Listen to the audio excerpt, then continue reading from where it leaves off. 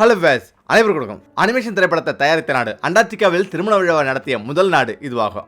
அண்டார்டிகாவில் பிறந்த முதல் நபர் இந்த நாட்டை சேர்ந்தவர். இந்த நாட்டை சேர்ந்த ஒரு கால்பந்து வீரர் இன்று உலகம் முழுவதும் பிரபலமானவர். மில்லியன் கணக்கான ஆண்டுகளுக்கு முன்பு இது உலகின் மிகப்பெரிய டைனோசர்களின் தாயகமாக இருந்தது. இன்று நாம் அர்ஜென்டினாவை பற்றி தான் பேச போகிறோம். இது பிரேசிலுக்கு பிறகு தென் அமெரிக்காவின் இரண்டாவது பெரிய நாடு மட்டுமல்ல, மேற்கு அரைக்கோளத்தில் 4வது பெரிய நாடாகவும் உலகில் 8வது பெரிய நாடாகவும் உள்ளது.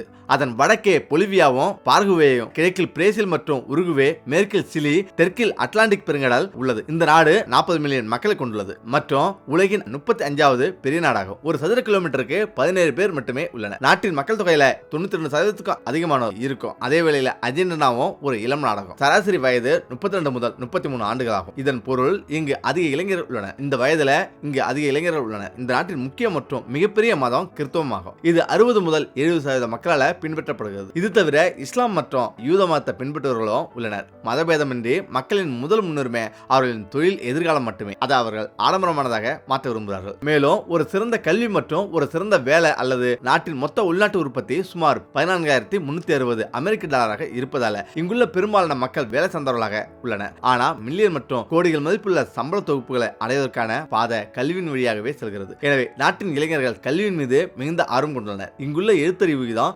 99% தாண்டியுள்ளது. அர்ஜென்டினா 100% எழுத்தறிவுடன் உலகின் அதிக எழுத்தறிவு பெற்ற நாடுகளின் பட்டியலில் முதலிடத்தை பிடிக்கினால் வெகு தொலைவில் இல்லை. அர்ஜென்டினா ஜூலை 9, 1816 அன்று சுதந்திரம் பெற்றது. இருப்பினும் அதன் பின்னர் பல பொருளாதார மந்தநிலைகள், இயற்கை பேரழிவுகள் மற்றும் புரட்சிகள் அது முறையாக வளர்ச்சியடைவதை தடுத்துள்ளது. இன்று இந்த அர்ஜென்டினா வேகமாக முன்னேற்ற பாதையில உள்ளது. 1810 புரட்சிக்கு பிறகு அந்த நாடு பிரேமரா அர்ஜென்டினா என்ற தனது முதல் சுதந்திர அரசாங்கத்தை அமைத்தது. அர்ஜென்டினா என்ற பெயர் வெள்ளி என்று பொருள்படும். அர்ஜென்டா என்ற வார்த்தையிலிருந்து பெறப்பட்டது. நாட்டின் நகரம் பீனஸ் அயர்ஸ் ஆகும். இது தென் அமெரிக்காவின் பாரிஸ் என்று அழைக்கப்படுகிறது. உலகின் மிகப்பெரிய நீர்வீழ்ச்சியாக கருதப்படும் விவாச நீர்வீழ்ச்சியை உருவாக்கும் 275 நீர்வீழ்ச்சிகள் இங்குதான் உள்ளது. இது ஒரு முக்கிய பங்கு வகிக்கிறது.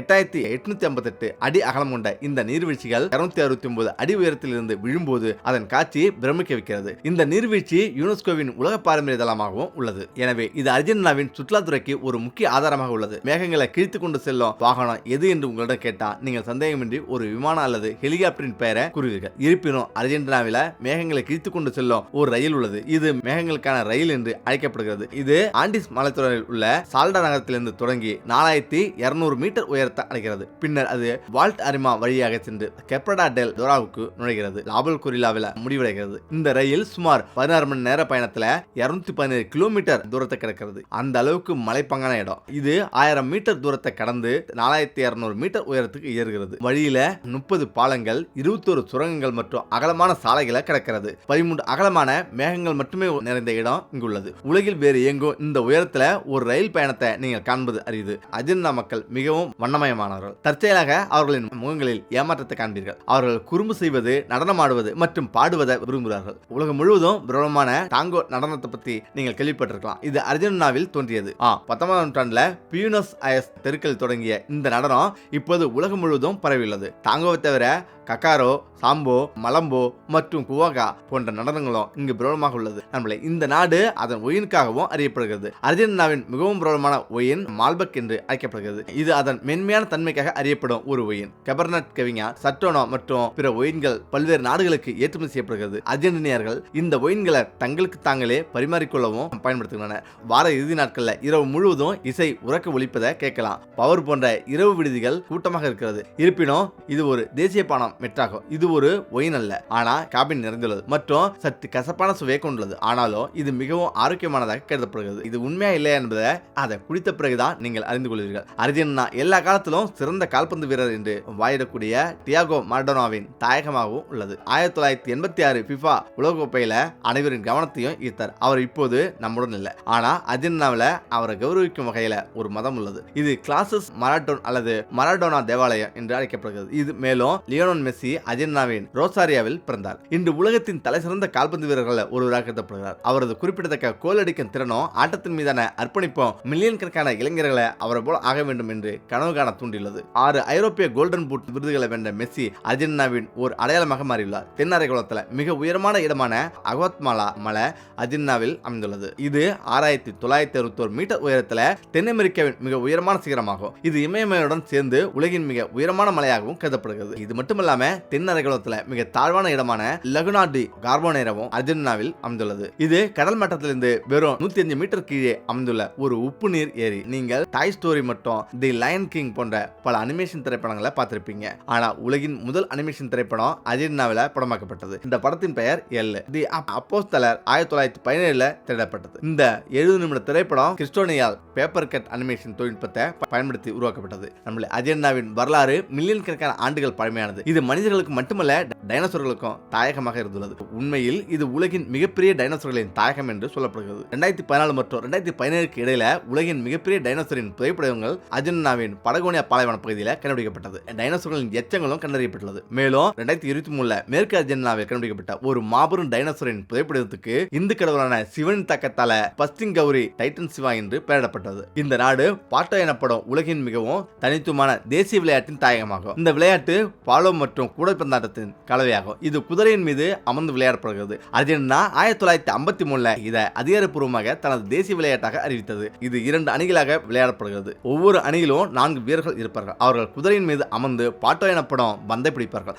ஆனால் இந்த விளையாட்டு கேட்பதற்கு எளிதாக தோன்றினாலும் அவ்வளவு எளிதானது அல்ல. விளையாடுவதும் அதே அளவு கடினமானது. ஏனென்றால் அதற்கு குதிரையாற்றம், பந்து அல்லது பாடுவை கையாளுதல் மற்றும் சிறந்த குழுப்பணி தேவைப்படுகிறது. கூடைப்பந்து, கால்பந்து மற்றும் சாக்கர் ஆகியவையும் இங்கு மிகவும் பிரபலமானது. அரசியல் குழப்பம் பற்றி கேள்விப்பட்டிருக்கிறீர்களா? நீங்கள் அதை புரிந்து கொள்ள விரும்பினா அர்ஜென்டினா ஒரு சரியான உதாரணம். 2001 அர்ஜென்டினாவில் ஏற்பட்ட பொருளாதார நெருக்கடி ஒரு வித்தியாசமான அரசியல் ஆட்டத்திற்கு வழிவகுத்தது. வெறும் 10 நாட்களுக்குள்ள அந்த நாட்டில் 5 அதிபர்கள் இருந்தனர். பொருளாதார நெருக்கடியின் காரணமா பெர்னாண்டோ டாலி ராஜினாமா செய்தார். எனவே டிசம்பர் 23 அன்று அடோல்போ அதிபராக பதவியேற்றார். ஆனால் டிசம்பர் 30 அன்று அவரும் வெளியேற வேண்டியிருந்தது. எட்வார்டோ கெமனோ, துஹால்டே ஆகியோர் ஜனாதிபதி பதவிக்கு முன்வந்தனர். ஆனால் எதுவும் கைகூடவில்லை. வெறும் 10 நாட்கள்ல 5 ஜனாதிபதிகள் அப்பதவிக்கு போட்டியிடுவதை அந்த நாடு கண்டது. நண்பர்களே, அர்ஜென்டினாவோ அதன் மக்களும் மிகவும் பரந்த மனப்பான்மை கொண்டவர்கள். காதல், பாசம் மற்றும் விவேகாத்து ஆகியவை மக்களை ஒரே உறவுக்குள் முடக்கி வைக்கும் எல்லைகள் அல்ல.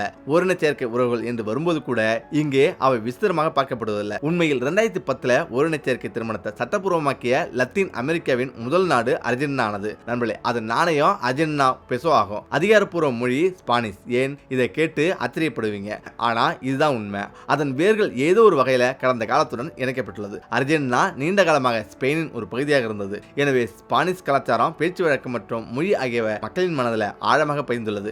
இங்குள்ள வளமான நிலம் விவசாயத்துக்கு ஏற்றதா உள்ளது. நாட்டின் மொத்த பரப்பளவில் சுமார் 40% விவசாயத்துக்காக ஒதுக்கப்பட்டுள்ளது. இங்கு கோதுமை மிகவும் பரவலாக பயிரிடப்படும் பயிராகும். மேலும் உலகின் 7வது பெரிய கோதுமை ஏற்றுமதியாளராகவும் இந்த நாடு இருக்கிறது.